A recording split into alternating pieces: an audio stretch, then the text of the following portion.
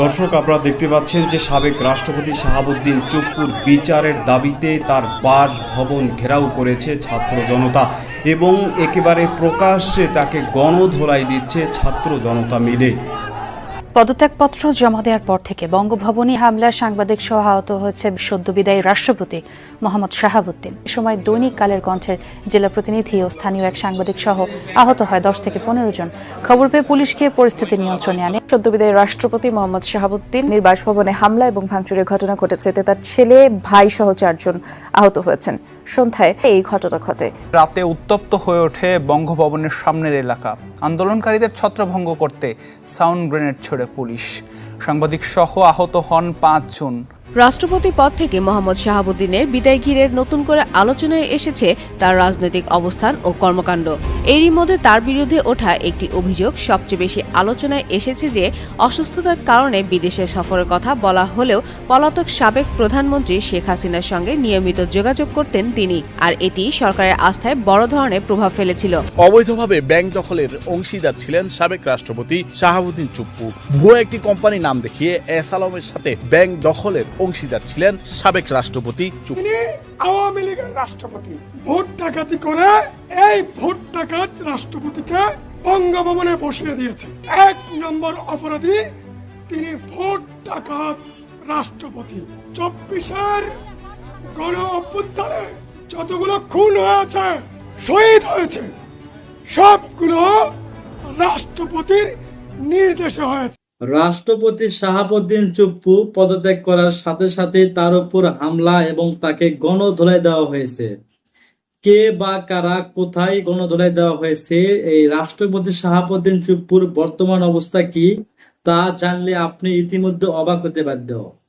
বন্ধুরা, চলুন ভিডিওতে আজকে আর বেশি কথা বাড়াবো না, সরাসরি আজকে আমরা চলে যাব মূল ভিডিওতে। আর সেখানে আজকে আমরা দেখব এই রাষ্ট্রপতি শাহাবুদ্দিন চুপ্পুকে কে বা কারা গণধোলাই দিয়েছে, কোথায় গণধোলাই দিয়েছে এবং এই রাষ্ট্রপতির বর্তমান অবস্থা কি, সেই ভিডিওটি আমরা একটু পরেই দেখে আসতেছি। তার আগে আমরা ছোট্ট একটি ভিডিও ক্লিপ দেখে আসবো, তারপরেই চলে যাব মূল ভিডিওতে।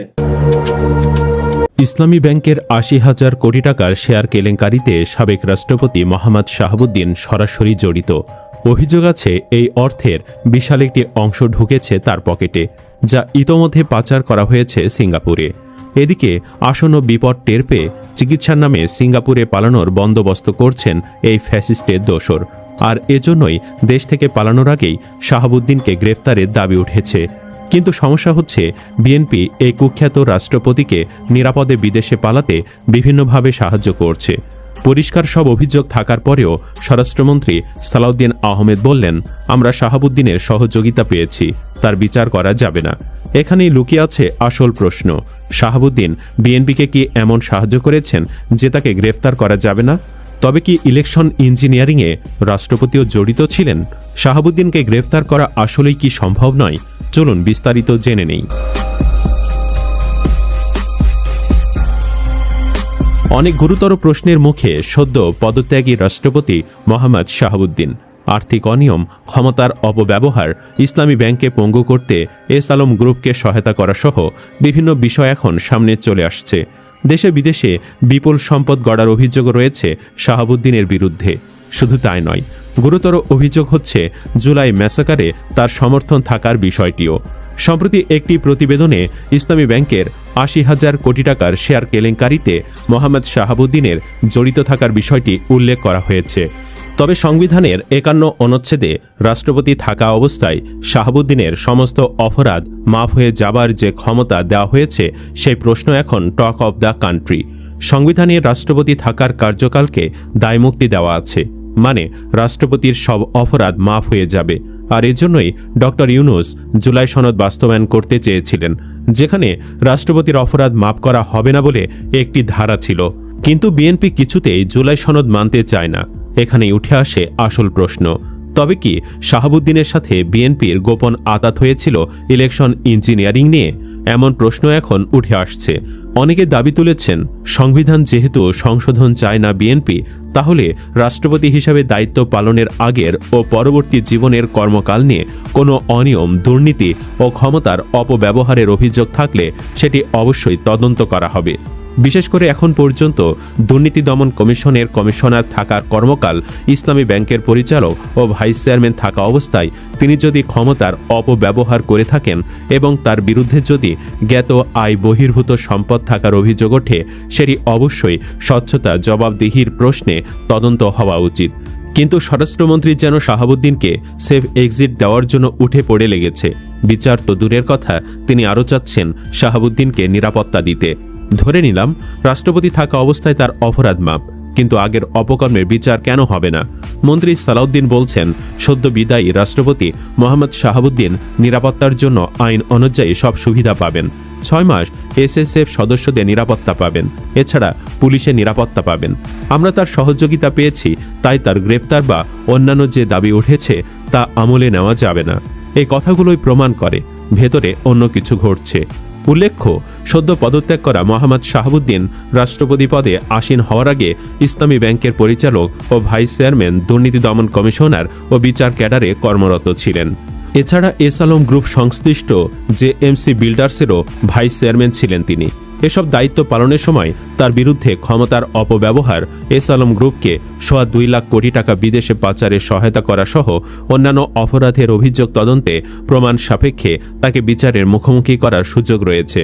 কারণ হিসাবে সাধারণ জনগণ এও বলছে, রাষ্ট্রপতি পদে অধিষ্ঠিত হওয়ার আগের অনিয়ম ছাড় দেওয়া হলে দেশে দুর্নীতিবাজরা উৎসাহিত হবে। বিরোধী রাজনৈতিক দলগুলো এই ইস্যুতে আন্দোলনেরও সুযোগ পাবে। তবে তারা মনে করেন এই পরিস্থিতিতে মোহাম্মদ শাহাবুদ্দিন ও তার পরিবারের সদস্যদের ভবিষ্যৎ ভাগ্য বিএনপি সরকারের রাজনৈতিক সিদ্ধান্তের ওপর নির্ভর করছে। সরকার না চাইলে কিছুই হবে না। মোহাম্মদ শাহাবুদ্দিনের বিরুদ্ধে আসা অভিযোগ যথাযথ তদন্ত করে তার বিচার করা রাষ্ট্রের দায়িত্ব বলে মনে করেন ট্রান্সপারেন্সি ইন্টারন্যাশনাল বাংলাদেশের নির্বাহী পরিচালক ডক্টর ইফতেখারুজ্জামান। তিনি বলেন, আইনের ঊর্ধ্বে কেউ নন। সংবিধানে রাষ্ট্রপতির দায়িত্ব পালনের সময়কার কার্যক্রমকে দায়মুক্তি দেওয়া হয়েছে, কিন্তু তার রাষ্ট্রপতি হওয়ার আগের কার্যক্রমের স্বচ্ছতা ও অনিয়ম নিয়ে প্রশ্ন উঠেছে।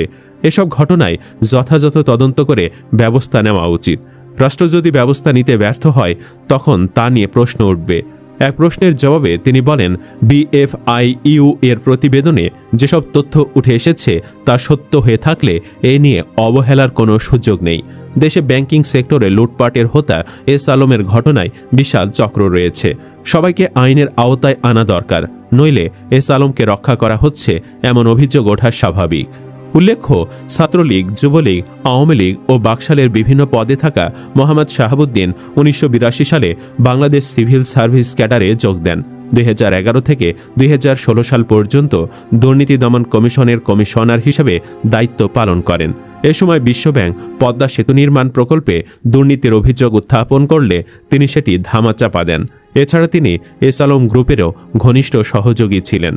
এস আলম গ্রুপের বিরুদ্ধে দেশের ব্যাংক ব্যবস্থাকে ধ্বংস করে দেওয়া এবং নামে বেনামে 2.25 কোটি টাকা উঠিয়ে পাচার করার অভিযোগ থাকলেও দুদক কমিশনার থাকা অবস্থায় তিনি কোনো ব্যবস্থা নেননি। অধ্যাপক ডক্টর মোহাম্মদ ইউনূসের অন্তর্বর্তী সরকারের আমলে এ বিষয়ে দেশে বিদেশে তদন্ত হয়েছে, এখনও তদন্ত চলছে। দুর্নীতি দমন কমিশনে মামলা চলমান। এছাড়া দুদকের কমিশনার থাকা অবস্থায় মোহাম্মদ শাহাবুদ্দিনের বিরুদ্ধে অনিয়ম দুর্নীতির বিস্তর অভিযোগ রয়েছে।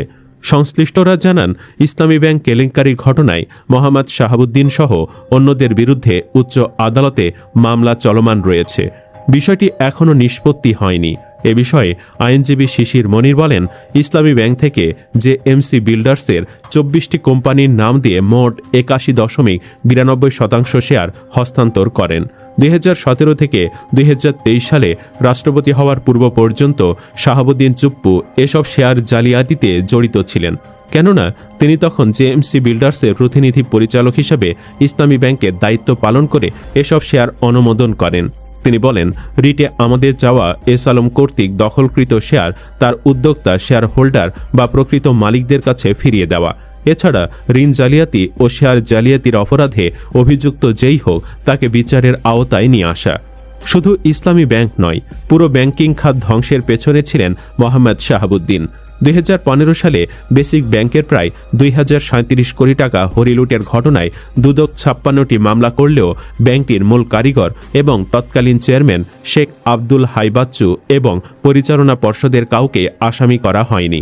অথচ ঋণের চূড়ান্ত অনুমোদন দিয়েছিল এই পর্ষদই। অভিযোগ রয়েছে শাহাবুদ্দিনের সরাসরি হস্তক্ষেপে বাচ্চু ও তার প্রভাবশালী সহযোগীদের রক্ষা করা হয়। প্রায় ৮ বছর পর ২০২৩ সালে যখন চার্জশিট দাখিল করা হয়, তখন সংশ্লিষ্ট তদন্তকারী কর্মকর্তারা আদালতে স্বীকার করেন যে তৎকালীন কমিশনারদের চরম রাজনৈতিক চাপ ও বাধার কারণে মূল আসামিদের আগে চার্জশিট ভুক্ত করা সম্ভব হয়নি। এছাড়া তিনি এস আলম গ্রুপের নিয়ন্ত্রণে থাকা এনআরবি গ্লোবাল ব্যাংকেরও উপদেষ্টা হিসেবে আর্থিক সুবিধাদি নেন। সংশ্লিষ্টরা জানান, এসব অনিয়মের মাধ্যমে বিপুল সম্পদ গড়েছেন মোহাম্মদ শাহাবুদ্দিন। গুলশানে তিনি একাধিক ফ্ল্যাট নিয়েছেন, বিদেশেও সম্পদ গড়েছেন। মালয়েশিয়ার মাই সেকেন্ড হোম কর্মসূচির আওতায় তিনি অন্তত ১.৫ লাখ মালয়েশিয়ান রিঙ্গিত বিনিয়োগ করে রেসিডেন্সি সুবিধা নিয়েছিলেন। দুবাইয়ের একাধিক ব্যাংকে তার বিপুল গোপন অর্থ জমা রাখা এবং ওয়ারাদ জেনারেল ট্রেডিং LNC নামক একটি নিবন্ধিত প্রতিষ্ঠানে ব্যবসায়িক অংশীদারিত্বের তথ্য বেরিয়েছে। এছাড়া তার দ্বৈত নাগরিকত্বেরও অভিযোগ রয়েছে। মোহাম্মদ শাহাবুদ্দিনের স্ত্রী ডক্টর রেবেকা সুলতানা ও সন্তান মোহাম্মদ আরশাদ আদনানের নামে বিপুল সম্পদ রয়েছে। আরশাদ আদনানের প্রিয়তমা ও রাজকুমার সিনেমা নির্মাণে বিপুল বিনিয়োগ নিয়েও প্রশ্ন রয়েছে। এসব সম্পদের উৎস তদন্তের দাবি উঠেছে রাজনৈতিক মহলে। সংশ্লিষ্টরা জানান, রাষ্ট্রপতি মনোনয়ন ও দুদক কমিশনার হয়েছিলেন আওয়ামী লীগের অনুগ্রহ এবং এস আলম কোটাই। দলীয় অনেক সিনিয়র ও ত্যাগী নেতাকে বাদ দিয়ে বিস্ময়করভাবে তাকে রাষ্ট্রপতি মনোনয়ন দেওয়া হয়। এর প্রতিদান দিয়েছেন একতরফা দ্বাদশ জাতীয় সংসদ নির্বাচনের বৈধতা ও জুলাই গণহত্যায় চুপ থাকার মধ্য দিয়ে। এমনকি ওই সময়ে রাজনৈতিক সংকট সমাধানে কোনো পদক্ষেপও নেননি শাহাবুদ্দিন। যদিও বিএনপি সরকার গঠনের পর তিনি আওয়ামী লীগকে ফ্যাসিস্ট বলে বক্তব্য দিয়েছেন। সুপ্রিয় দর্শক, শাহাবুদ্দিনের গ্রেফতার চান কিনা কমেন্ট বক্সে জানিয়ে দিন। আচ্ছা, রাষ্ট্রপতি পদত্যাগ করেছে কালকে, তাই না? যারা আইনের ছাত্র আছো, মনের ভিতরে জাগে নাই পদত্যাগ কখন করা যায়? অতীতে রাষ্ট্রপতিরা কি করেছে? বাংলাদেশের রাষ্ট্রপতিরা কে কখন আসলো, কে কখন গেল, কে টার্ম ফিল আপ করতে পারলো, কে টার্ম ফিল আপ করতে পারলো না? পার্শ্ববর্তী দেশে ইন্ডিয়ান রাষ্ট্রপতি কে অ্যাক্সিডেন্ট করেছিল, কে অ্যাক্সিডেন্ট করে নাই, কে 5 বছর ফিল আপ করতে পেরেছে, কে 5 বছর ফিল আপ করতে পারে নাই? রাষ্ট্রপতি রিজাইন করলে পরে কি হবে, রিজাইন করার আগে কি হবে, রিজাইন কখন করতে পারেন, রিজিগনেশন লেটারটা সঠিক না ব্যাটিক, এই চিন্তা মাথায় ডেভেলপ যদি না করে, তাহলে তো থটফুল আন্ডারস্ট্যান্ডিং বিল্ড আপ হবে না। রাষ্ট্রপতি রিজাইন করেছে, আমি দেখি, তা আমি ল পড়ে লাভ কি? রাষ্ট্রপতি রিজাইন করেছে, এটা তো একজন ফার্মাসি ছাত্রও দেখছে রাষ্ট্রপতি রিজাইন করেছে, একজন ইতিহাসের ছাত্রও দেখতেছে রাষ্ট্রপতি রিজাইন করেছে। তো আমি যে আইন পড়ছি, what is my extra understanding, সেটা কি আমার? এখন আমি গতকালকে রাষ্ট্রপতির রেজিগনেশনটা দেখলাম। রাষ্ট্রপতি সাহেব রেজিগনেশন করে লিখছেন যে সংবিধানের 106 অনুচ্ছেদ অনুযায়ী আমি তৎকালীন সুপ্রিম কোর্টের কাছে অপিনিয়ন চেয়েছিলাম এবং তার বিবেচনায় তিনি ক্রান্তিকালে দেশের জন্য বিরাট সার্ভিস দিয়েছেন। একজন রাষ্ট্রপতি অসুস্থতার কারণে তিনি পদত্যাগ করছেন, তার পদত্যাগ পত্রে এই সমস্ত কথা লেখা থাকা কি যুক্তিসঙ্গত? Who will raise this question? An intellectual, inquisitive law student should raise the question that resignation letter is not a resignation in the eye of law. আমার শরীর খারাপ, নিউরোলজিক্যাল প্রবলেমে তিনি ভুগছেন, এই কথা বলে তিনি রাষ্ট্রপতির দায়িত্ব পালন করবেন না। দ্যাটস নাও।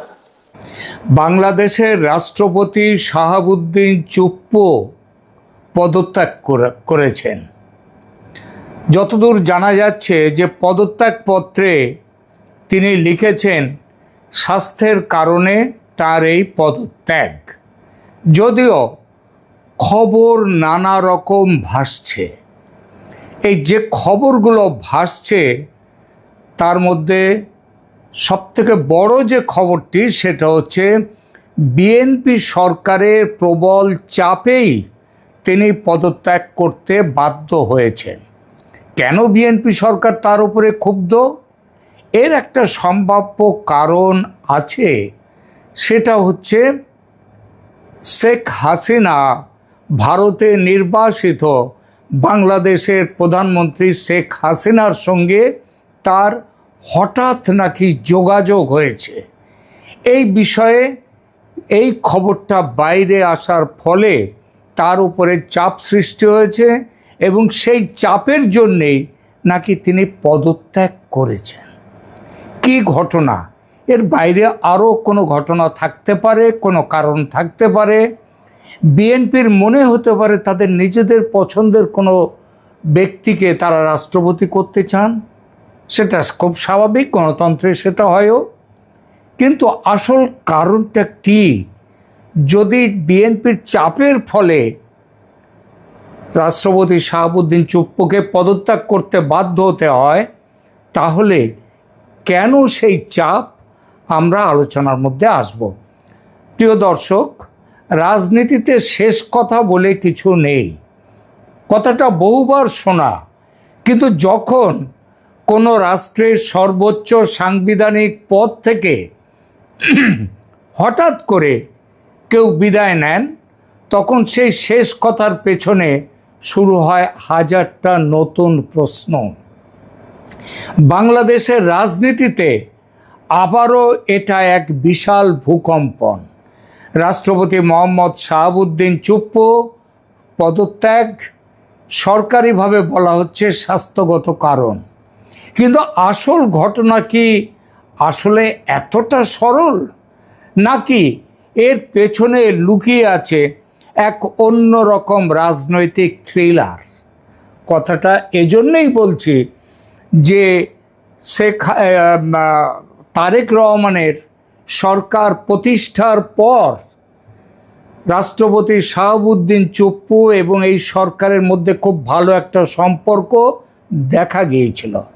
যে রাষ্ট্রপতি মোহাম্মদ ইউনূসের আমলে তার বঙ্গভবন থেকে তিনি বেরোননি, সেই রাষ্ট্রপতি বেরিয়েছেন, প্রধানমন্ত্রীর সঙ্গে তিনি ঈদের নামাজ পড়েছেন, বিভিন্ন সরকারি প্রোগ্রামে অংশ নিয়েছেন। এমনকি যিনি মোহাম্মদ ইউনূসের আমলে যাকে রাষ্ট্রপতি ভবন থেকে বের হতে দেখা যেত না, তিনি বিদেশ সফরেও গেছেন স্বাস্থ্যের জন্যে। সেই ভালো একটা সম্পর্ক ছিল। এমন কথাও শোনা যাচ্ছিল যে বিএনপি শাহাবুদ্দিন চুপ্পুকে তার যে রাষ্ট্রপতির পদের যে বাকি সময়টা তাকে রেখে দেবে। তাহলে হঠাৎ এমন কি হলো যার জন্যে এত ঝটিতি রাষ্ট্রপতিকে পদত্যাগে করতে হলো? আজকের ভিডিওতে আমরা এই রাজনীতির গভীরের খবরগুলো একে একে খুলে দেখব। চোখ রাখুন শেষ পর্যন্ত, কারণ সামনে যা দেখা যাচ্ছে তার আড়ালে অনেক কিছু ঘটছে যেটা সহজে দেখতে পাচ্ছেন না। আমরা আলোচনা করব সেই বিষয়টি নিয়ে।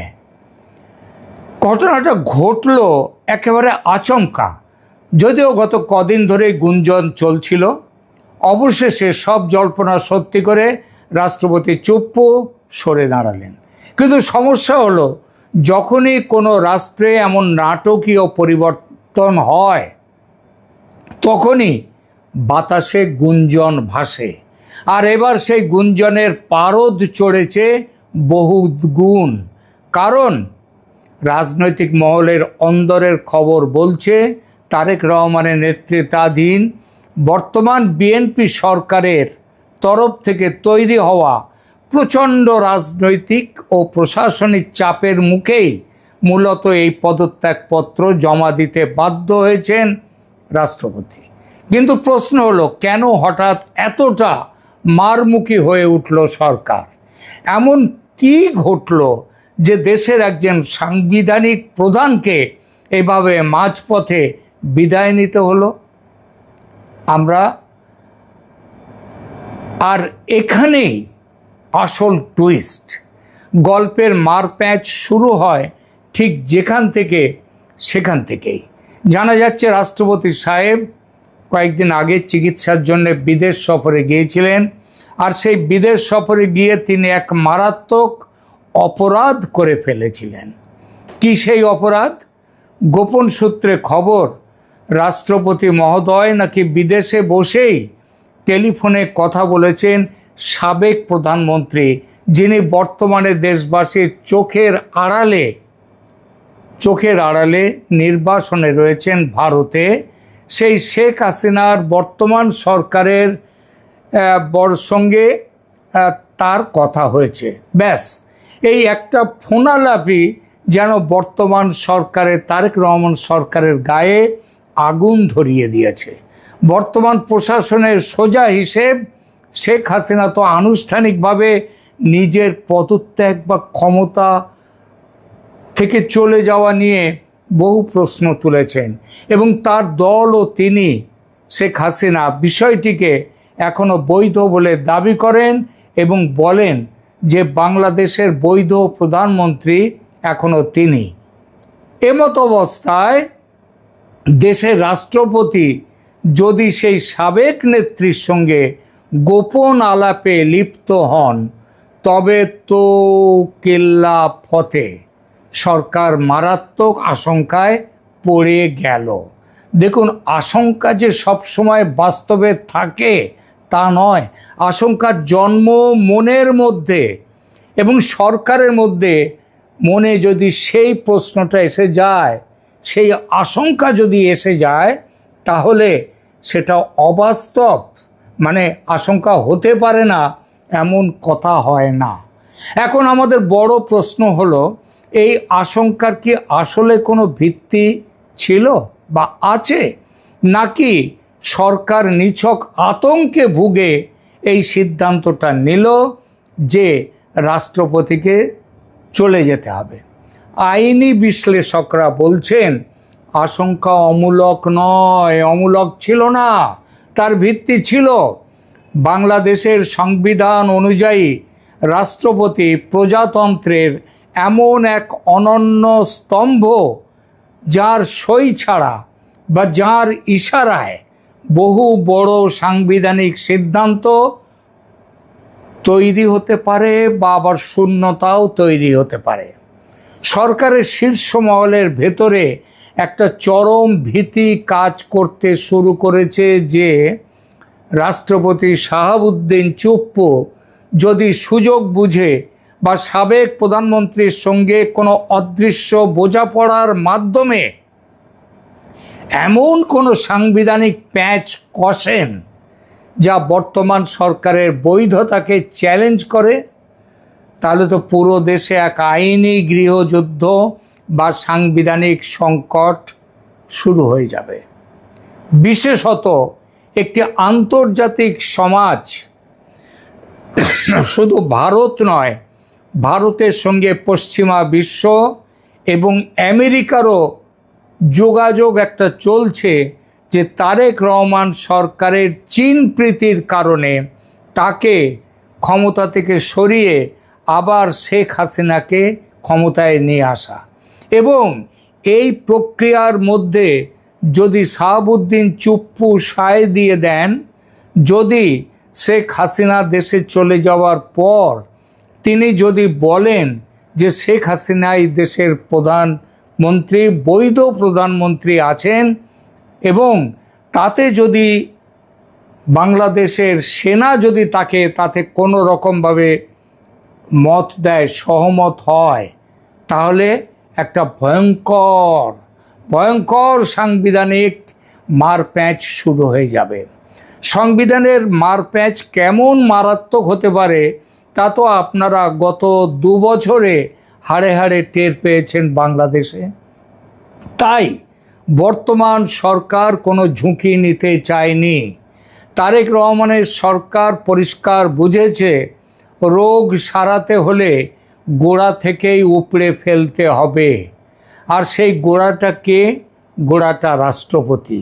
কারণ রাষ্ট্রপতি শেখ হাসিনা ডিসেম্বরের মধ্যে, অনেকে বলছেন অক্টোবরেও তিনি ফিরে আসতে পারেন, এবং যদি তিনি দেশে ফেরেন তাহলে একটা সাংবিধানিক সংকট শেখ হাসিনাকে দিয়ে রাষ্ট্রপতি তৈরি করে ফেলতে পারেনি। আর তার পেছনে যদি বাংলাদেশ সেনার, কারণ বাংলাদেশ সেনা তো নিজের মতে চলে না, তাকে চালায় আন্তর্জাতিক চক্র, বাংলাদেশ সেনা যদি সেই সিদ্ধান্তে রাষ্ট্রপতির তাতে যদি সহমত হয়, তাহলে তারেক রহমান সরকারের বিদায় তো কয়েক মিনিটের ব্যাপার। আর এই যে ভাবনাটা, তার মানে রাষ্ট্রপতি রয়েছেন সব কিছুর গোড়ায়, অতএব গোড়াটাকে উপড়ে ফেলতে হবে।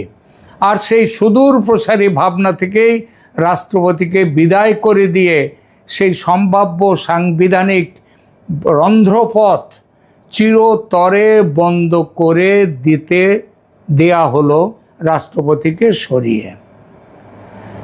একে মিলিটারির ভাষায় বলে প্রিএমপ্টিভ স্ট্রাইক বা আক্রমণ আসার আগেই আগাম আক্রমণ। প্রতিপক্ষ কিছু বুঝে ওঠার আগেই নিজের কোণ সুরক্ষিত করে নেয়া। নতুন সরকারের জন্য এই মুহূর্তে স্টেবল বা স্থিতিশীল থাকাটা সবচেয়ে বড় চ্যালেঞ্জ। সেখানে বঙ্গভবনে বসে যদি কেউ উল্টো রথের যাত্রা শুরু করেন তবে তা সহ্য করার মতো বিলাসিতা এই সরকারের নেই, কারণ এই সরকার তৈরি হয়েছে অনেক কিছু ইফস অ্যান্ড বাটস এবং প্রশ্ন নিয়ে। তাই স্বাস্থ্যগত কারণের লেবেল সাঁটিয়ে কার্যত এক প্রকার বাধ্য করা হলো রাষ্ট্রপতিকে চলে যেতে। তাকে বাধ্য করা হলো পদত্যাগপত্র জমা করতে স্পিকারের কাছে। এর মাধ্যমে সরকার দুটো মেসেজ পরিষ্কার করে দিল। এক, ক্ষমতার কেন্দ্রে এখন ছক কাটার দিন শেষ। দুই, কোনো সাংবিধানিক ফাঁকফোকর দিয়ে পুরনো লবিকে বা শেখ হাসিনাকে আর কামড় বসাতে দেয়া হবে না। তাহলে দিনের শেষে কি দাঁড়ালো? শাহাবুদ্দিন চুপ্পুর এই বিদায় কেবল একজন ব্যক্তির পদত্যাগ নয়, এটি ক্ষমতার নতুন সমীকরণে এক মহা অভিযানের অংশ। শেখ হাসিনাকে কেন্দ্র করে তৈরি হওয়া সেই অদৃশ্য সাংবিধানিক ভূতকে এইভাবেই ঘাড় থেকে ঝেড়ে ফেলল বর্তমান প্রশাসন। প্রিয় দর্শক, আপনাদের কি মনে হয় যে আসলে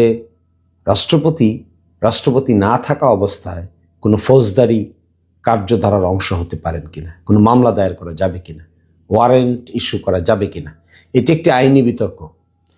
শাহাবুদ্দিন চুপ্পুর ব্যাপারে কে কি করবেন কে কি করবেন না এটি আমার আলোচনার বিষয় নয়। সরকার কি করবে সরকার কি করবে না এটাও আমার আলোচনার বিষয় নয়। কিন্তু যে আইনি ব্যাখ্যাটি দেওয়া হচ্ছে সংবিধানের অনুচ্ছেদ 51কে কেন্দ্র করে, এটি ভুল ব্যাখ্যা দেওয়া হচ্ছে, এটি বলবো আমি আজকে আপনাদেরকে। কোনো ব্যক্তি বিশেষের প্রতি আমি কোনো গ্রাজ থেকে এটা বলছি না, কিন্তু আইনের ভুল ব্যাখ্যা দেওয়াটা সঠিক নয়। কিন্তু এটা এক ধরনের জ্ঞান পাপ। আপনি সংবিধানের 51 অনুচ্ছেদের সাব অনুচ্ছেদ 2-এ কি বলা আছে? সুস্পষ্ট করে বলা আছে যে রাষ্ট্রপতি কার্যভারকালে তার বিরুদ্ধে কোনো আদালতে কোনো প্রকার ফৌজদারি কার্যধারা দায়ের করা বা চালু রাখা যাইবে না, এবং তাহার গ্রেফতার বা কারাবাসের জন্য কোনো আদালত হইতে পরোয়ানা জারি করা যাইবে না। কোন সময়? কার্যভারকালীন সময়। কার্যভার মানে কি? ইংরেজিতে বলে while he is in office। অফিসে যে সময়টুকু তিনি থাকবেন, রাষ্ট্রপতি থাকবেন, এই অবস্থায় কোনো মামলাও করা যাবে না, কোনো ধরনের কোনো ওয়ারেন্ট ইস্যু করা যাবে না। কিন্তু যে সময়টা অফিসে থাকবেন না সেই সময় কি? তার জন্য আমাদেরকে দেখতে হবে হুসাইন মোহাম্মদ এরশাদ সাহেবের সময় কি ঘটেছিল, আমাদের উচ্চ আদালত কি বলেছে। দুটো বিখ্যাত মামলা আছে। একটা হলো reported in 43 DLR appellate division page 50, arms অ্যাক্টের অধীনে হয়েছিল, Hussain Muhammad Ershad versus the state. আরেকটা হয়েছিল দুর্নীতি দমন আইনের অধীনে 37 BLD 688, রিপোর্টেড ইন 688 পেজ। সেখানে দুর্নীতি দমন কমিশন সংক্রান্ত একটি মামলা হয়েছিল, Hussain Muhammad Ershad versus the state and another. এই দুটো মামলায় স্পষ্ট করে সিদ্ধান্ত নিয়ে নেওয়া হয়েছে, স্পষ্ট করে বলা হয়েছে যে আর্মস অ্যাক্টের অধীনে যে মামলাটা হয়েছিল এটি তিনি পদত্যাগ করেছিলেন 6 ডিসেম্বর 1990 সালে। তারপরে ওনাকে অ্যারেস্ট করা হয়, তারপরে ডিটেনশনে নেওয়া হয়, তারপরে ওনার বিরুদ্ধে আর্মস অ্যাক্টের কেস হয়। ওই আর্মস অ্যাক্টের কেসকে হাইকোর্টে আনা হয়, তার থেকে সুপ্রিম কোর্টে যায়। হাইকোর্টে এসে ওনারা আর্গুমেন্ট করেন যে এই মামলাটা চলতে পারে না, কারণ তিনি রাষ্ট্রপতি থাকা অবস্থায় ওনার বিরুদ্ধে কোনো কার্যধারা গ্রহণ করা যাবে না। হাইকোর্টেতে হেরে যান, আপিল বিভাগে যান, আপিল বিভাগেও হেরে যান। আপিল বিভাগ বলেন হ্যাঁ ওনার বিরুদ্ধে কোনো কার্যধারা চলবে না, যতক্ষণ পর্যন্ত তিনি রাষ্ট্রপতির কার্যভারে আছেন। কিন্তু এখন তো তিনি রাষ্ট্রপতির কার্যভারে নাই, সুতরাং রাষ্ট্রপতির কার্যভারে না থাকলে মামলা চলবে না, এটি আমাদের অনুচ্ছেদ 51 সাব অনুচ্ছেদ 2 বিধান নয়। সুতরাং ইট ইজ এ ভুল ব্যাখ্যা। এই কথা বলে এই মামলাটিকে আবার ট্রায়ালে পাঠিয়ে দেওয়া হয় মামলা চলবে বলে। একই সাথে অ্যান্টি কারাপশন কমিশন সংক্রান্ত যে কেসটা হয়েছিল অতিরিক্ত পয়সা রাখার জন্য, সেটি রিপোর্টের আছে 37 BLD হাইকোর্ট ডিভিশন 688 পেজে। সেটি পরেও দেখবেন একই কথা বলা হয়েছে, এই মামলা চলবে। কেন চলবে? কারণ তিনি এখন ইজ নট ইন অফিস, কার্যভারে নাই। আর এটা শুধু বাংলায় পড়লেই তো বোঝা যাচ্ছে। কতক্ষণ থাকবে রাষ্ট্রপতির কার্যভার কালে? কার্যভার কালে শব্দটা দেখবেন, কার্যভার কালে। কার্যভার কালে মানে কি? ইংরেজিতে বলে while in office. তো while not in office, what will happen? While not in office, Article 51 sub article 2 is not a bar.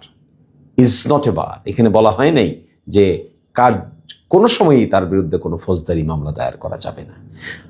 জনাব শাহাবুদ্দিন সাহেবের বিরুদ্ধে মামলা করবেন কি করবেন না এটি ভিন্ন হিসাব, তদন্তে ম্যাটেরিয়াল আছে কি নাই এটা ভিন্ন হিসাব, কিন্তু এই 51 অনুচ্ছেদের কারণে পারা যাবে না, এটা তো ভুল ব্যাখ্যা হচ্ছে, এটা তো ভুল ব্যাখ্যা দেওয়া হচ্ছে। এটা completely wrong understanding of law, misinterpretation of law, misinterpretation of constitutional provision. Please do not do that. আপনারা কি করবেন না করবেন এটা আপনাদের সিদ্ধান্তের বিষয়, কিন্তু এই আইন দেখিয়ে করবেন না, এইটা কখনোই কার্যকর ইন্টারপ্রিটেশন হতে পারে না। আমি আবার বলছি, দুটো রায় পড়লে উত্তর পেয়ে যাবেন।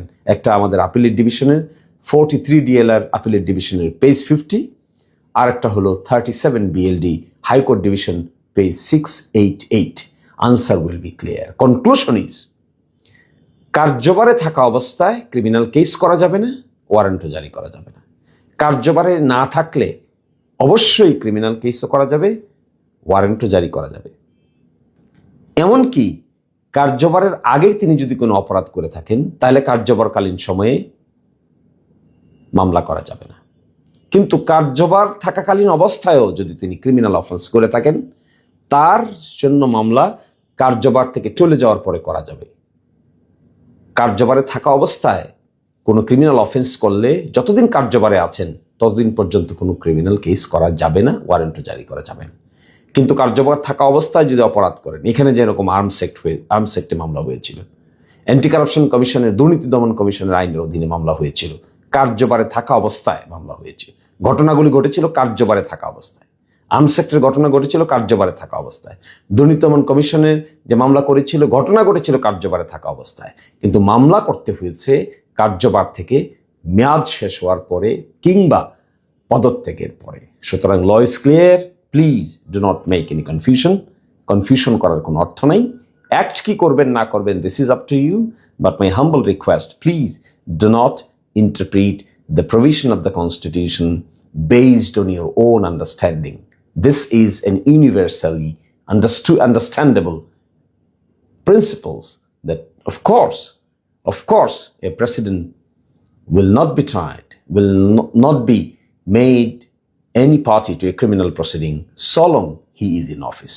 But after his retirement or his resignation from office, he is open to be charged in any criminal case if there is any allegation. প্রিয় দর্শক, সাবেক রাষ্ট্রপতি মানে সদ্য সাবেক রাষ্ট্রপতি মোহাম্মদ শাহাবুদ্দিন তিনি আজকে বঙ্গভবন ছেড়ে চলে গেছেন। যেহেতু উনি সাবেক হয়েছেন, উনি আরও কয়েকদিন থাকতে পারতেন, কিন্তু গতকালকে পদত্যাগ করেছেন, আজকেই চলে গেছেন বঙ্গভবন ছেড়ে উনি অন্য গুলশানে নিজের যে ফ্ল্যাট আছে সেখানে উঠেছেন। এটা একটা খবর। পাশাপাশি আমরা গত দুদিন ধরে এই রাষ্ট্রপতির বিদায়ের পর কি হতে পারে, বিদায় কেন হলো এগুলো তো আলোচনা হচ্ছিলই, বিদায়ের পর কি হতে পারে এটা নিয়ে নানাভাবে নানাজন আলোচনা করছেন। আপনারা জানেন দীর্ঘদিন ধরে জামায়াতে ইসলামী এবং এনসিপি শাহাবুদ্দিন সাহেবের পদত্যাগের দাবিতে আন্দোলন করেছেন, তাকে বিদায় করতে হবে এরকম দাবি করেছেন, অন্তর্বর্তীকালীন সরকারের আমলে দাবি করেছেন, এবং বিএনপি সরকার যখন দায়িত্ব নিয়েছেন তখনও দাবি করেছেন, এবং সংসদের প্রথম অধিবেশনে যখন রাষ্ট্রপতি ভাষণ দিয়েছেন সেই ভাষণ তারা শুনবেন না বলে সেটা বয়কট করেছেন। তার মানে রাষ্ট্রপতিকে একটা মুহূর্ত সহ্য করার মতো ধৈর্য এবং মানসিকতা আমরা জামাতে ইসলাম এবং এনসিপির মধ্যে দেখিনি। সেক্ষেত্রে যখন নাকি রাষ্ট্রপতি বিদায় হয়ে গেলেন, পদত্যাগ করলেন, তখন তারা অবশ্যই উল্লসিত ছিলেন এবং এনসিপির কোনো কোনো নেতাকে এমনও বলতে শুনলাম যে তারা বিএনপি সম্পর্কে বললেন যে বিএনপি সব কিছু বোঝে, একটু পরে বোঝে, দেরিতে বোঝে। আবার কেউ কেউ বলতে শুরু করলেন যে বিএনপি পানি ঘোলা করে খেতে পছন্দ করে, কাজে একটু দেরিতে তাকে সরিয়ে দিল। দেখুন, আমি বরাবর যে কথাটা বলেছিলাম, আগেও বলতাম, এখনও বলি, যে একটা গণতান্ত্রিক প্রক্রিয়া, গণতন্ত্র কিন্তু একটা দলের উপর নির্ভর করে না। গণতন্ত্র একটা প্রতিষ্ঠান, একটা ইনস্টিটিউশন, একটা প্রাতিষ্ঠানিক চেহারা থাকে গণতন্ত্রের। নির্বাচিত যিনি হন, যিনি রাষ্ট্রপতি নির্বাচিত হন, এই পদটা হলো নির্দলীয় পদ। কোনো দলীয় ব্যক্তি মানে দল থেকে পদত্যাগ না করে রাষ্ট্রপতি হতে পারেন না। এটি হলো নিয়ম যে আপনাকে আগে দল থেকে পদত্যাগ করতে হবে, যে আমি দলের সঙ্গে আমার কোনো সম্পর্ক নাই, তারপর উনি রাষ্ট্রপতি পদে দাঁড়াবেন এবং উনি রাষ্ট্রপতি নির্বাচিত হবেন, যে প্রক্রিয়া হয় সংসদ সদস্যদের ভোটে।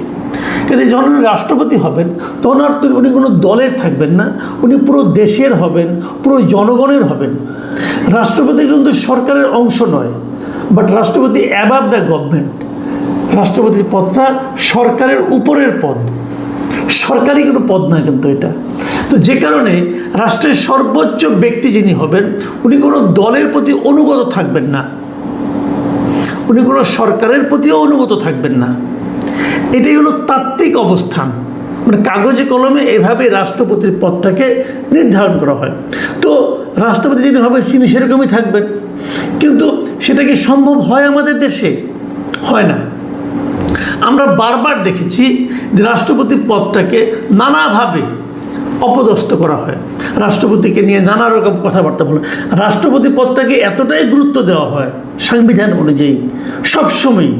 আপনি ৭২-এর সংবিধানকে বাতিল করবেন, করেন, নতুন যে সংবিধান করবেন সেখানেও দেখবেন এই রাষ্ট্রপতি পদটাকে এতটাই গুরুত্ব দেওয়া হয় যে রাষ্ট্রপতি যখন দায়িত্বে থাকেন ওই সময় উনি যা যা কাজ করবেন তার কোনো কাজ নিয়ে আপনি আদালতে যেতে পারবেন না। রাষ্ট্রপতিকে এই ছাড়টা দেওয়া হয়। রাষ্ট্রপতির কোনো কাজ দিয়ে কেউ আদালতে দ্বারস্থ হতে পারবে না, তার বিচার চাইতে পারবে না। সেটাকে আমরা মানি, আমরা প্রতিনিয়ত এটাকে লঙ্ঘন করি এবং লঙ্ঘন করার মাধ্যমে আমরা এক ধরনের গণতন্ত্র খুঁজি। আমরা বলার চেষ্টা করি যে এটাই নাকি প্রকৃত গণতন্ত্র। এরকম দৃশ্য আমরা দেখেছি, এর আগেও দেখেছি। আপনাদের নিশ্চয়ই মনে আছে যে অন্তর্বর্তীকালীন সরকারের সময় এই রাষ্ট্রপতিকে অপসারণের জন্য এই হাসনাত আবদুল্লাহরা ওনারা রাষ্ট্রপতি বঙ্গভবনের সামনে গিয়েছিল, আন্দোলন করেছিল তাকে সরিয়ে দেবে। অভিযোগ ছিল উনি স্বৈরাচারের ফ্যাসিস্টের দোসর এই হিসাবে। হতেও পারে, অবশ্যই উনি শেখ হাসিনার সরকার দ্বারাই নির্বাচিত ছিলেন, শেখ হাসিনার পক্ষের লোকই ছিলেন। কিন্তু একটা কথা মাথায় রাখবেন, অন্তর্বর্তীকালীন সরকার কিন্তু নিজেদেরকে সবসময় দাবি করত যে তারা একটা সাংবিধানিক সরকার, মানে তারা সংবিধান অনুযায়ী চলছে। এখন এই সাংবিধানিক সরকারের যাত্রাকে অব্যাহত রাখার জন্য যদি রাষ্ট্রপতির সহযোগিতা না পাওয়া যেত তাহলে কিন্তু আসলে সমস্যা হতো। যেমন ধরুন শেখ হাসিনার বিদায়, উনি পদত্যাগ করেছেন কি করেননি, সংসদ ভেঙে দেওয়া, নতুন করে একটা অন্তর্বর্তীকালীন সরকার গঠন করা, এই সবই কিন্তু রাষ্ট্রপতির হাত দিয়ে হয়েছে। এবং তারপরে যে নির্বাচনটা হলো, এই নির্বাচন করা এবং তার আগে অন্তর্বর্তীকালীন সরকারের আমলে 133টা অধ্যাদেশ জারি করা, এই সবগুলি কিন্তু রাষ্ট্রপতির দ্বারা হয়েছে অথবা রাষ্ট্রপতির নামে হয়েছে। তো এইগুলি কোনোটা করার ক্ষেত্রে কিন্তু উনি অন্তর্বর্তীকালীন সরকারের কোনো সিদ্ধান্তে উনি কিন্তু কোনো ধরনের বিরোধিতা করেননি। করলে পারতেন, অন্ততপক্ষে ডিলেতে করতে পারতেন, উনি কিছুই করেননি, সবগুলি মেনে নিয়েছেন এবং নির্বাচন হতে দিয়েছেন। নির্বাচনের পর নতুন সরকারকে শপথ নেওয়ানো এবং সংসদ শুরু করে দেওয়া, এই সবগুলি কাজ উনি যখন যে সরকার ছিল তাদের মতো করেই করেছেন। তার মানে সংবিধানে রাষ্ট্রপতিকে যে দায়িত্বটা দেওয়া হয়েছে যে উনি প্রধানমন্ত্রীর পরামর্শ অনুযায়ী সব কাজ করবেন, উনি তাই করেছেন। প্রধানমন্ত্রী অথবা প্রধান উপদেষ্টা ওদের পরামর্শ অনুযায়ী উনি সব কাজ করেছেন। তাহলে বিরোধটা কোথায়, কোন জায়গাটা করেননি? কেন ওনার উপর আপনারা ক্ষিপ্ত হলেন? ক্ষিপ্ত হলেন এ কারণে যে উনি হাসিনার আমলে রাষ্ট্রপতি নির্বাচিত হয়েছিলেন। এটা হতে পারে, উনি বলতে পারতেন, হয়তো বলা হচ্ছে যখন শেখ হাসিনা আপনার জুলাইয়ে আন্দোলনের সময় নির্বিচারে হত্যা করেছে, সেই সময় উনি কেন বাধা দেননি? কিন্তু প্রশ্ন হলো, ওনার কি বাধা দেওয়ার মতো কোনো সাংবিধানিক ক্ষমতা ছিল কিনা? এটা ভাবুন আপনারা। অনেকেরই ছিল না। যিনি আইজিপি ওনার কি ছিল? যিনি পুলিশের কনস্টেবল তার কি ছিল? এগুলো কিন্তু আলাদা আলাদা করে ধরলে আপনি অনেক কিছু ধরতে পারেন, কিন্তু সব মিলিয়ে যদি ধরেন তাহলে কার হাতে কতটুকু ক্ষমতা ছিল ওই সময়? তারপরেও আমরা তো দেখছি যে স্বৈরাচারের দোষর নাম দিয়ে অনেকের নামে মামলা হচ্ছে, অনেক সাংবাদিকের নামে মামলা হচ্ছে, অনেক বুদ্ধিজীবীর নামে মামলা হয়েছে, অনেক শিক্ষাবিদের নামে মামলা হয়েছে, অনেক শিল্পী সাহিত্যিকের নামে মামলা হয়েছে যে তারা নাকি হাসিনাকে উৎসাহ দিয়েছে এই অপকর্মগুলি করার জন্য। শেষ পর্যন্ত এগুলো ধোপে কতটুকু টিকবে আমি জানি না। এখন আমরা শুনছি যে রাষ্ট্রপতির নামেও নাকি সেরকমভাবে মামলা হবে। কারণ প্রশ্ন হচ্ছে সেই মামলাগুলো কতটুকু গ্রহণযোগ্য হবে? ওই যে আমি একটু আগে বললাম যে যতদিন উনি রাষ্ট্রপতি থাকবেন ওই সময়ে উনি যা যা কিছু করবেন সে ব্যাপারে আপনি কোনো আদালতের দ্বারস্থ হতে পারবেন না। এটা আমাদের সংবিধানের 51 অনুচ্ছেদে এই জিনিসটা স্পষ্ট করে বলা আছে। আপনারা যদি খুঁজেন যে 51 অনুচ্ছেদে আসলে কি আছে, সেখানে আপনারা দেখবেন এই জিনিসটাই। সেখানে স্পষ্ট করে বলা হয়েছে যে রাষ্ট্রপতি যখন তার কার্যভার পালনকালে বা কার্যভার পালনের উদ্দেশ্যে সম্পাদিত বা সম্পাদন করিয়াছেন বলিয়া অভিপ্রেত কোনো কার্য সম্পর্কে কোনো আদালতের নিকট জবাবদিহি করিতে বাধ্য হইবেন না। মানে যখন উনি রাষ্ট্রপতি ছিলেন এই সময়ের কোনো কাজ নিয়ে আপনি তাকে প্রশ্ন করতে পারবেন না। তাহলে ওনাকে আপনি দোষরটা বলবেন কীভাবে? রাষ্ট্রপতি হওয়ার আগের কাজ দিয়ে হতে পারে, সেটাও হতে পারে। রাষ্ট্রপতি হওয়ার আগে উনি যা কাজ করেছেন সেটা নিয়ে আপনি অবশ্যই মামলা করতে পারেন। তাহলে সেটা এতদিনও তো করতে পারতেন, এতদিন তো করেননি। তো যাই হোক, এখন কী হবে? এর মধ্যে আমরা শুনলাম যে রাষ্ট্রপতি উনি বলেছেন যে এই যে বর্তমান সরকার অমুক তমুক যেগুলো হয়েছে এটা তো আসলে উনিই করেছেন, এবং সেই হিসেবে উনি বলেছেন যে আমি তো প্রাউড ফিল করি যে আমি এই নির্বাচনটা দিয়েছি, আমি অন্তর্বর্তীকালীন সরকার করে দিয়েছি, কাজে আমি তো মনে করি আমি প্রাউড ফিল করি। তো উনি আসলে প্রাউড ফিল করতে পারেন কিনা সেটা নিয়েও কিন্তু নানা ধরনের বিতর্ক তৈরি হতে পারে। কিন্তু আমরা বাস্তবতা যেটা, আমি বাস্তবতা একটু ফিরে আসি তারপরে বলি আপনাদেরকে। বাস্তবতাটা হলো ওনাকে পদত্যাগ করতে হয়েছে। উনি যাদেরকে নির্বাচন দিয়েছেন, নির্বাচনের মধ্যে যারা নির্বাচিত হয়েছেন তাদের সঙ্গেও কিন্তু 5 মাস ছিলেন। বিএনপির সঙ্গে 5 মাস বিএনপির মতো করেই ছিলেন। মানে বিএনপির একজন রাষ্ট্রপতি হলে, বিএনপি যদি দলীয় কোনো লোককে রাষ্ট্রপতি নির্বাচন করতেন তাহলে তিনি যে আচরণটা করতেন, আমার ধারণা শাহাবুদ্দিন সাহেব তার চেয়েও বেশি কিছু করে বিএনপির নিকটস্থ হওয়ার জন্য চেষ্টাও করেছেন। কিন্তু তাতেও শেষ রক্ষা হয়নি, ওনাকে চলে যেতে হচ্ছে। এবং এতেও অনেকে অবাক হননি, আমি নিজেও অবাক হইনি। কারণ আমি যদিও ধারণা করেছিলাম হয়তো বা ওনাকে ওনার মেয়াদ পর্যন্ত থাকতে দেওয়া হবে, সেটা হয়নি। এতে আমি অবাক হইনি কেন? এই কারণে আমি বলি আপনাদেরকে, বাংলাদেশের ইতিহাসে এ পর্যন্ত যত রাষ্ট্রপতি হয়েছে মেয়াদ পূর্ণ করতে না দেওয়ার ইতিহাস কিন্তু বিএনপিরই বেশি।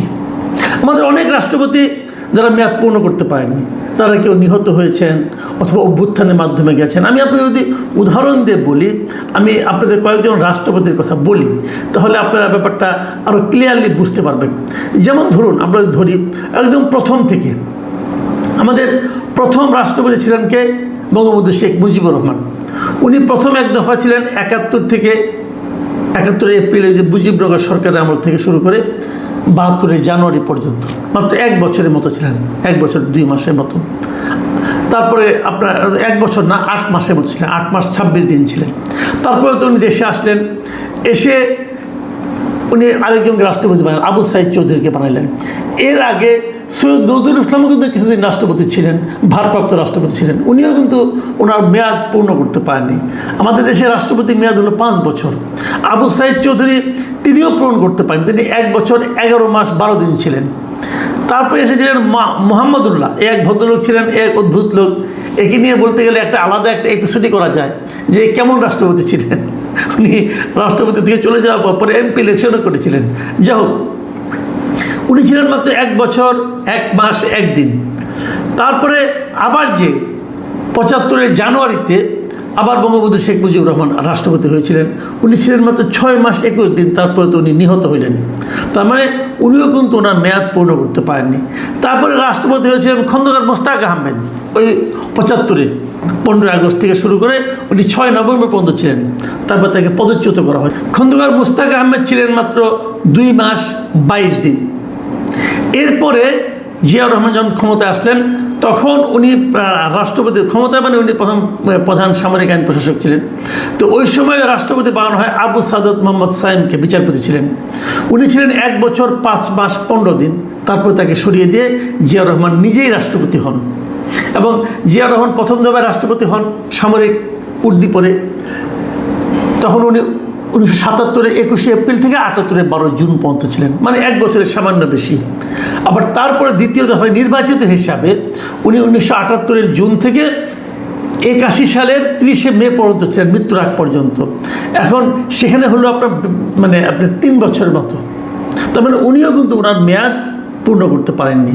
জিয়া রহমানের মৃত্যুর পর রাষ্ট্রপতি হন আব্দুল সাত্তার। এই সাত্তার সাহেব 1 বছর পূর্ণ করতে পারেননি, উনি 9 মাস 24 দিন ছিলেন। তারপর তো এরশাদ সাহেব এসে ক্ষমতা দখল করলেন। এরশাদ সাহেব ক্ষমতা দখল করে রাষ্ট্রপতি বানালেন আফম আহসানুদ্দিন চৌধুরীকে, উনিও বিচারপতি ছিলেন। উনি ছিলেন মাত্র 1 বছর 8 মাস 13 দিন। তারপর তাকে সরিয়ে দিয়ে এরশাদ সাহেব দায়িত্ব নিলেন। এরশাদ সাহেব তখন দায়িত্ব নিয়ে প্রথম দফায় উনি ছিলেন 3 বছরের মতো, 3 বছরে একটু কম। তারপরে নির্বাচিত হলেন, প্রথম তো সামরিক উর্দি পরে রাষ্ট্রপতি হয়েছেন। তারপরে উনি নির্বাচিত হলেন, হয়ে এবার 1986 সালের অক্টোবর থেকে 1990 সালের ডিসেম্বর পর্যন্ত ছিলেন, মানে 4 বছরের মতো ছিলেন। তার মানে উনিও কিন্তু শেষে মেয়াদ পূর্ণ করতে পারেন নাই। গণ অভ্যুত্থানে ওনার পতন ঘটেছিল। এরপর রাষ্ট্রপতি ছিল অল্প দিনের জন্য শাহাবুদ্দিন আহমেদ, অন্তর্বর্তীকালীন সরকার, ওটা বাদ রাখলাম।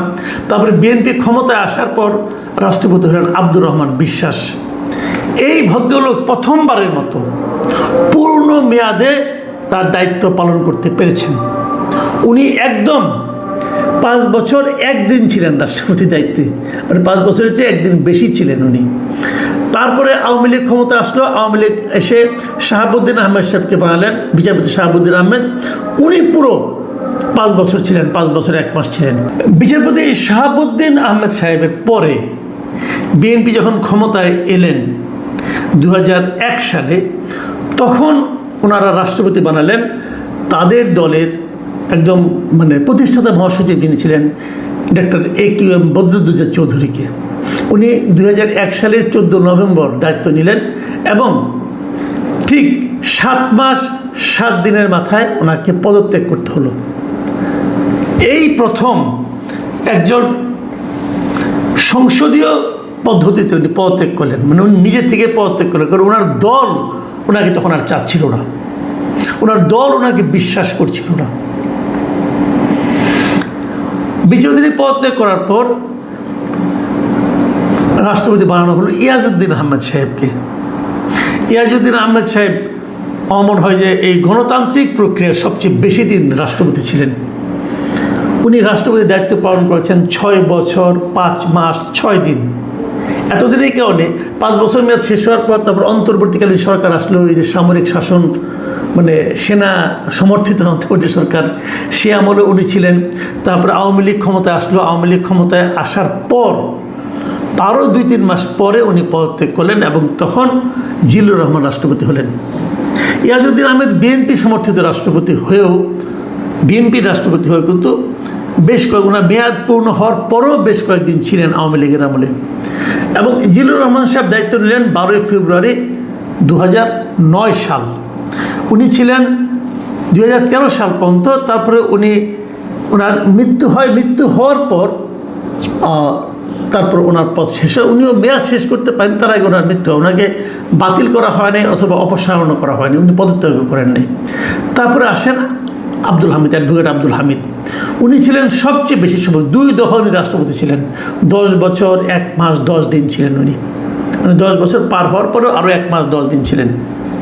এবং তারপর মোহাম্মদ শাহাবুদ্দিন, যিনি সর্বশেষ রাষ্ট্রপতি ছিলেন, 2023-এর 24শে এপ্রিল উনি ছিলেন এবং উনি বিদায় নিলেন মানে 2026-এর এই মাত্র 2 দিন আগে, 24শে জুলাই। দেখুন, একটা জিনিস লক্ষণীয়, এবং উনি বিএনপি আমলে কিন্তু পদত্যাগ করলেন ওনার মেয়াদ শেষ হওয়ার আগে। আমরা একটা জিনিস দেখলাম যে মানে গণতান্ত্রিক প্রক্রিয়ায় সংবিধান চলাকালীন 2 জন রাষ্ট্রপতিকে কিন্তু আগে পদত্যাগ করতে হয়েছে, এবং এই 2 জন হলেন মোহাম্মদ শাহাবুদ্দিন এবং বি চৌধুরী। এবং কাকতালীয়ভাবে বলেন অথবা আনফর্চুনেটলি বলেন, 2টো ঘটনাই ঘটেছে বিএনপি সরকারের আমলে। আর আমাদের অধিকাংশ রাষ্ট্রপতি মেয়াদ পূর্ণ হওয়ার আগেই হয় মারা গেছেন অথবা অপসারিত হয়েছেন। অপসারিত হয়েছেন জিয়া সরকারের আমলে, জিয়ার আমলে একবার সাইম সাহেব, এবং এরশাদ আমলে একবার আহসানুদ্দিন সাহেব। আসসালামু আলাইকুম রহমতুল্লাহ। 24পন্থী, জুলাইপন্থী জনতার জন্য একটা সুখবর। জুলাইয়ের অন্যতম শত্রু, ভারতের টেস্টেড অ্যান্ড ট্রাস্টেড দালাল, বাংলাদেশে জুলাই বিপ্লব হওয়ার পরও হাসিনার রেখে যাওয়া ভৃত্য পাহারাদার শাহাবুদ্দিন চুপ্পুর বিরুদ্ধে আইনি পদক্ষেপ শুরু হয়ে গেছে। দর্শক, এটা একটা সুখবর, এবং তিনি বাঁচতে পারবেন বলে মনে হচ্ছে না।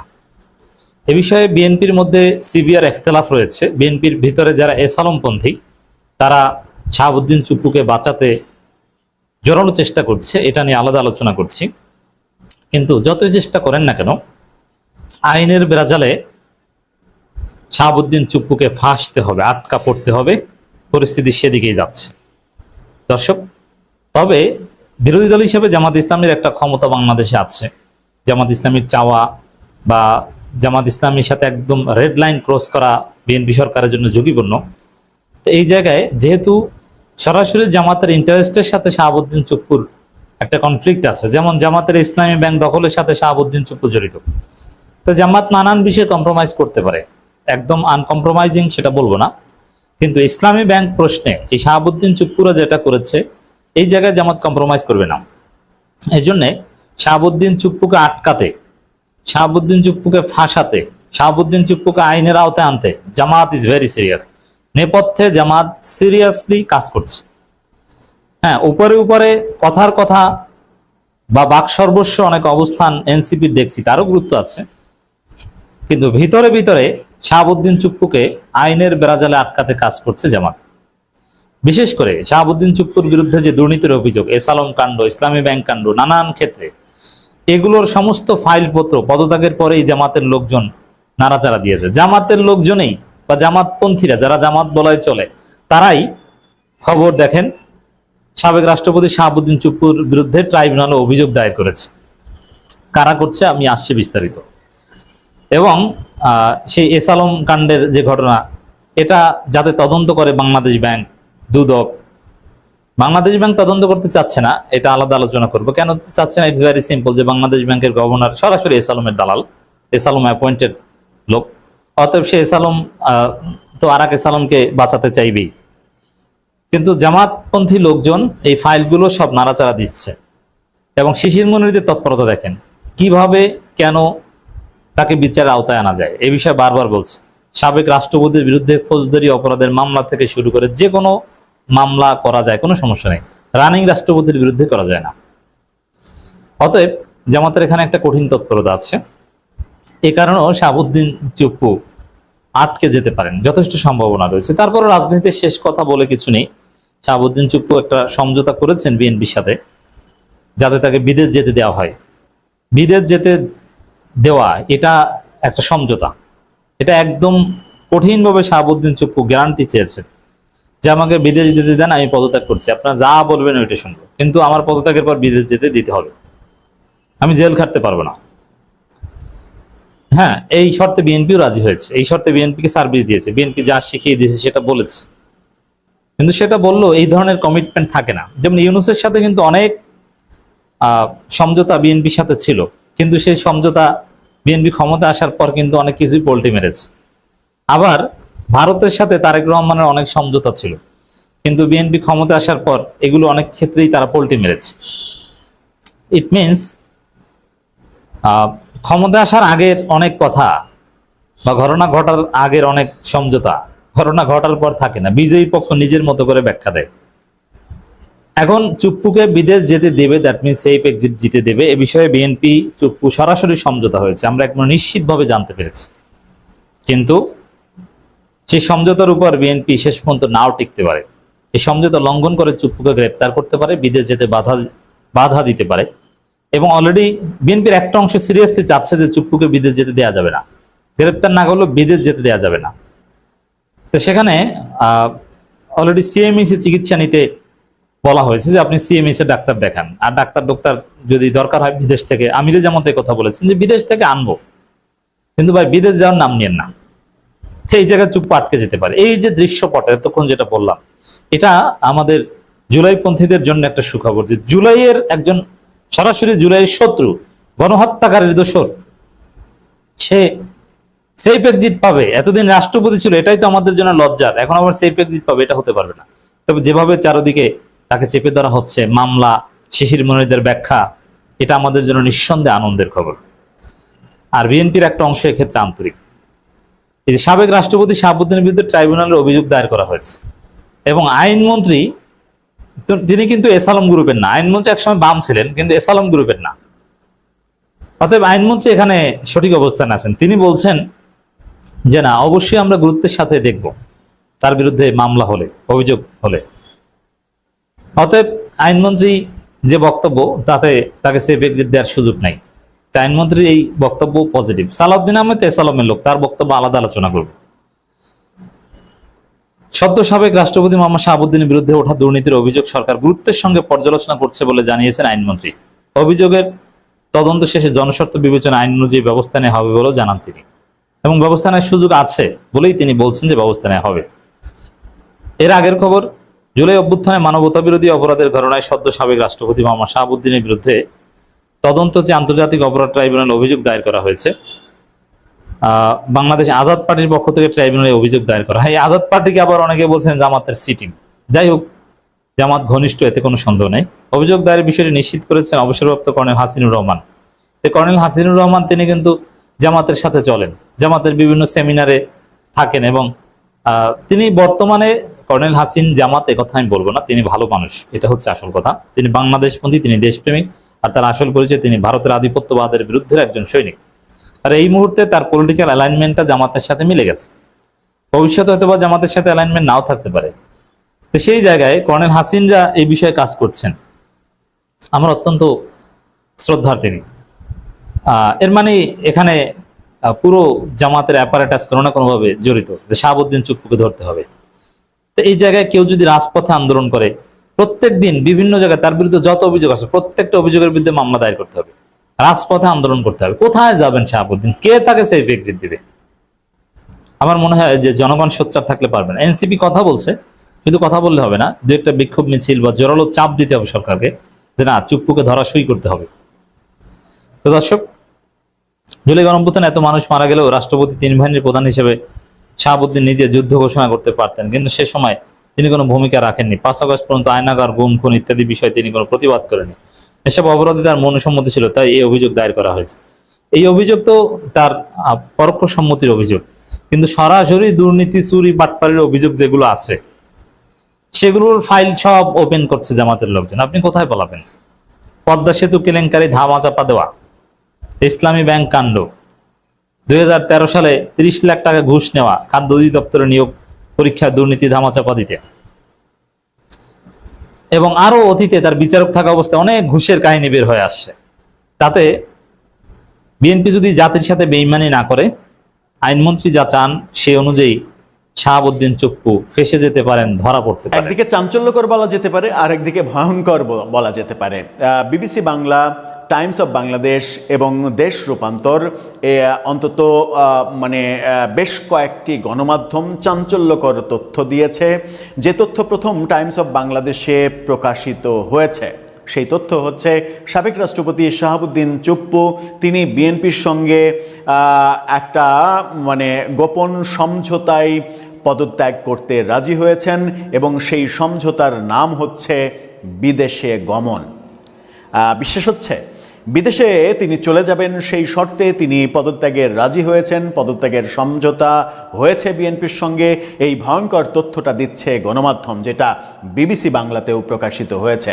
দর্শক, বলছিলাম মানে দেশ ছাড়ার শর্তে বিএনপির সঙ্গে সমঝোতা, এই ভয়ঙ্কর প্রতিবেদন প্রকাশিত হয়েছে বাংলাদেশের একাধিক গণমাধ্যমে। টাইমস অফ বাংলাদেশকে উদ্ধৃতি করে বিবিসি বাংলাও সেটা প্রকাশ করেছে, দেশ রূপান্তরেও এটা প্রকাশিত হয়েছে। বিবিসির শিরোনামটা দেখে নিন। বিবিসি বলছে, দেশ ছাড়ার সমঝোতার পর পদত্যাগ করলেন রাষ্ট্রপতি শাহাবুদ্দিন। একেবারে স্পষ্ট করে বলা হচ্ছে দেশ ছাড়ার সমঝোতার পর। দেশ রূপান্তর কি বলছে দেখুন। দেশ রূপান্তর বলছে, যে সমঝোতায় পদত্যাগ করেন সাবেক রাষ্ট্রপতি শাহাবুদ্দিন। বিবিসি বাংলা বলছে, টাইমস অফ বাংলাদেশকে উদ্ধৃত করে, মূলত এটা টাইমস অফ বাংলাদেশেই প্রকাশিত হয়েছে। সেখানে বলা হচ্ছে যে রাষ্ট্রপতি মোহাম্মদ শাহাবুদ্দিন পদত্যাগ করেছেন। একাধিক রাজনৈতিক সূত্রের দাবি, বিএনপির সঙ্গে একটি সমঝোতার ভিত্তিতেই তিনি এই সিদ্ধান্ত নিয়েছেন। ওই সমঝোতা অনুযায়ী পদত্যাগের পর তিনি যেন কোনো বাধা ছাড়াই দেশ ছাড়তে পারেন, এ বিষয়ে তিনি আশ্বাস পেয়েছেন। সূত্রগুলো বলছে, বিএনপি শুধু সংবিধানের 51 অনুচ্ছেদের আওতায় রাষ্ট্রপতি হিসেবে নেওয়া সিদ্ধান্তগুলোর জন্য তার বিরুদ্ধে কোনো পদক্ষেপ না নেয়ার বিষয়ে সম্মত হয়েছে।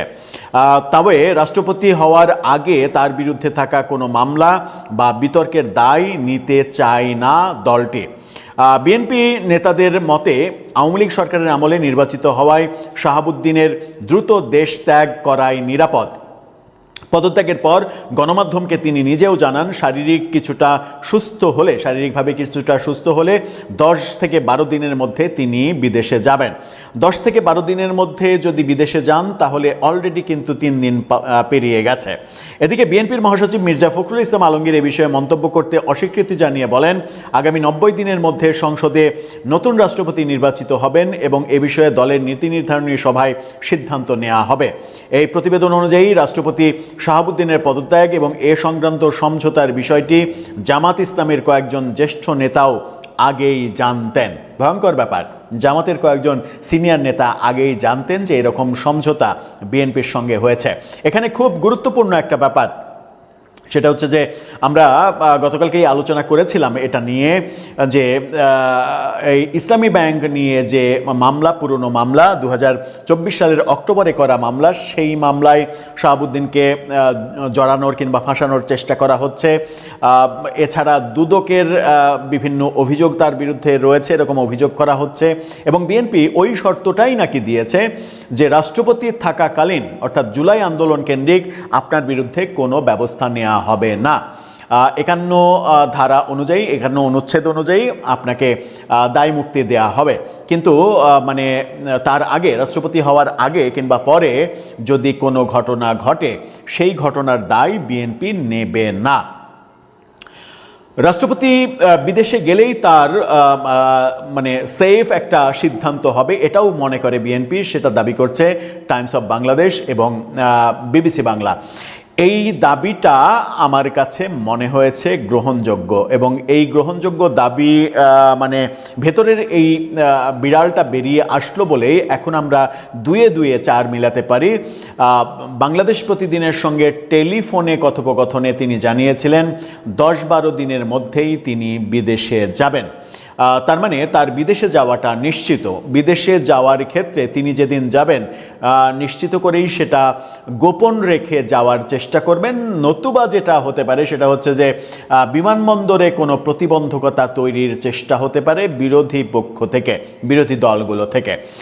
এখন দেখার বিষয় যে শাহাবুদ্দিন সেফ এক্সিট পান কিনা। যে সেফ এক্সিটের বিরুদ্ধে জামাত, এনসিপি সহ বিরোধী পক্ষগুলো এবং এনসিপি জামাতের ঘনিষ্ঠ বিভিন্ন পেশাজীবী এবং বিভিন্ন ব্যক্তিবর্গ যারা জুলাই আন্দোলনে বেশ সক্রিয় ভূমিকা পালন করেছে, তার মধ্যে অবসরপ্রাপ্ত সেনা কর্মকর্তারাও রয়েছেন।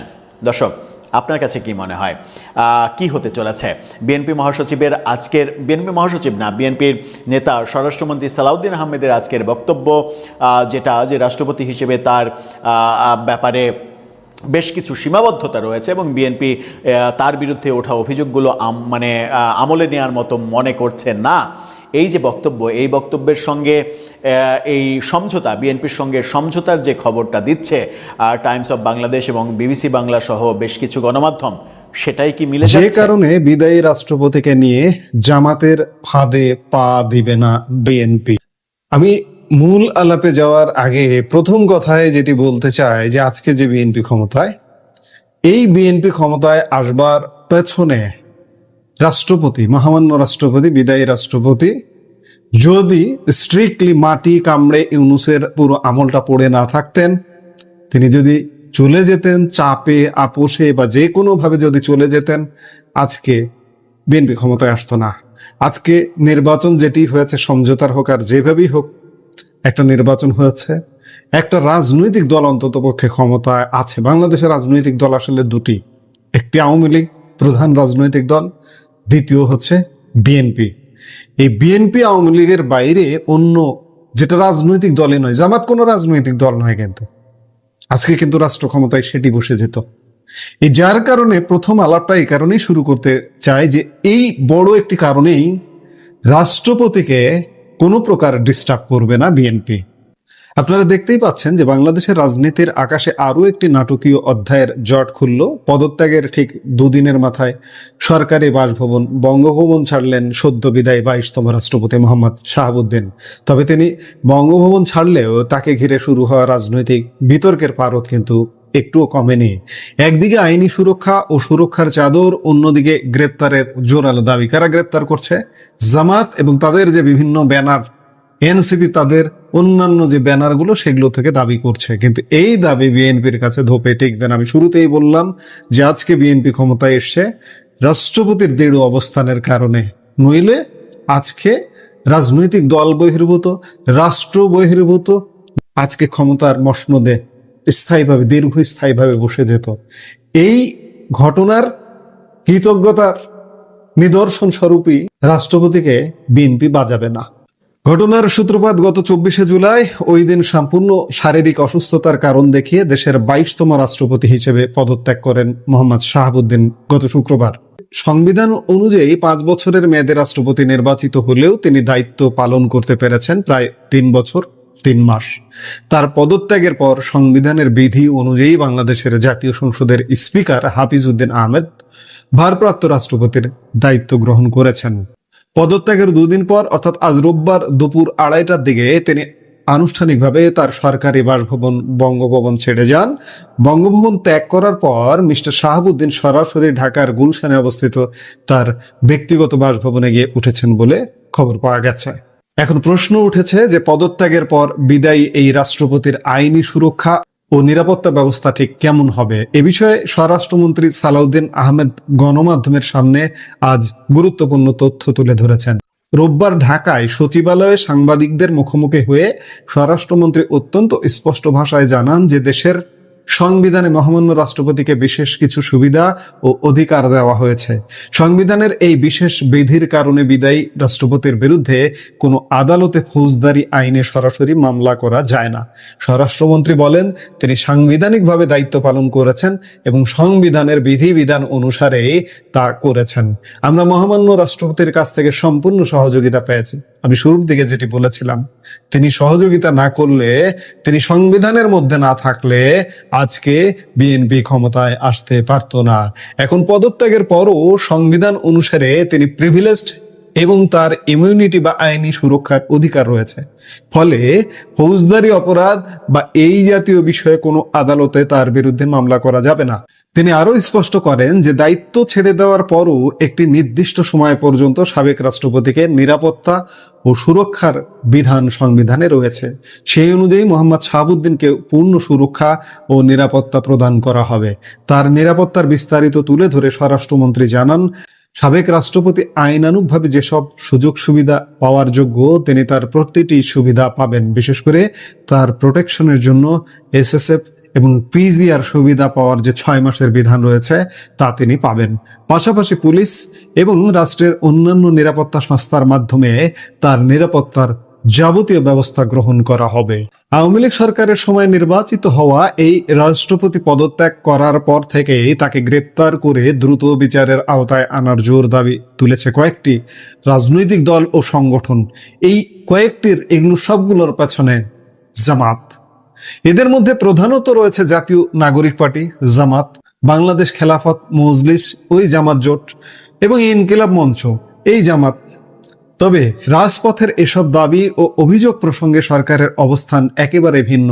স্বরাষ্ট্রমন্ত্রী সালাউদ্দিন আহমেদ জানিয়েছেন, সাবেক এই রাষ্ট্রপতির বিরুদ্ধে কিছু দল ও সংগঠন যেসব অভিযোগ বা বক্তব্য তুলে ধরেছে তাতে আমলে নেওয়ার মতো কোনো শক্ত তথ্য বা ভিত্তি খুঁজে পাওয়া যায়নি।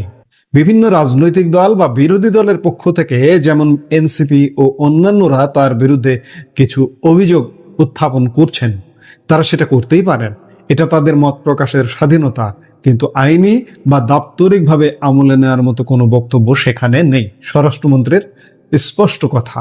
সম্প্রতি একটি বিষয়ে ব্যাপক গুঞ্জন ছড়িয়ে পড়েছিল যে মোহাম্মদ শাহাবুদ্দিন লন্ডনে চিকিৎসারত অবস্থায় সাবেক প্রধানমন্ত্রী শেখ হাসিনার সঙ্গে টেলিফোনে কথা বলেছেন। এই বিষয়টি নিয়েও সাংবাদিকদের প্রশ্নের সরাসরি জবাব দেন স্বরাষ্ট্রমন্ত্রী সালাউদ্দিন আহমেদ। তিনি পরিষ্কার জানিয়ে দেন, এমন কোনো ফোন আলাপের তথ্য বা প্রমাণ সরকারের কাছে নেই। স্বরাষ্ট্রমন্ত্রী অত্যন্ত যুক্তিসঙ্গত ভঙ্গিতে বলেন, আমরাও এটা বিভিন্ন পত্রিকায় দেখেছি, কিন্তু কোনো পত্রিকা যদি এরকম একটি খবর প্রকাশ করে তবে তাদের কাছে কি তথ্য প্রমাণ আছে সেটা তো তাদেরকেই জিজ্ঞেস করতে হয়। আমাদের দাপ্তরিক বা গোয়েন্দা তথ্যে এরকম কোনো প্রমাণ নেই। ইন্টারনেটের যুগে এই খবরের অসঙ্গতি তুলে ধরে তিনি আরো যোগ করেন, আর কথা বলার জন্য কাউকে কি কষ্ট করে লন্ডন যেতে হয় নাকি? আজকের এই আধুনিক ইন্টারনেটের দুনিয়ায় কারো সাথে যোগাযোগ করতে লন্ডনে যাওয়ার প্রয়োজন পড়ে না। এটা আমার কাছে সম্পূর্ণ অলীক ও কল্পিত মনে হয়। কারো সাথে কথা বলতে চাইলে তো ঢাকা বা এখান থেকেও অনায়াসে বলা সম্ভব। আমি এর আগেও বলেছি যে বঙ্গভবন থেকেই কথা বলা সম্ভব, এবং বলতেই পারেন, বলেছেন তিনি।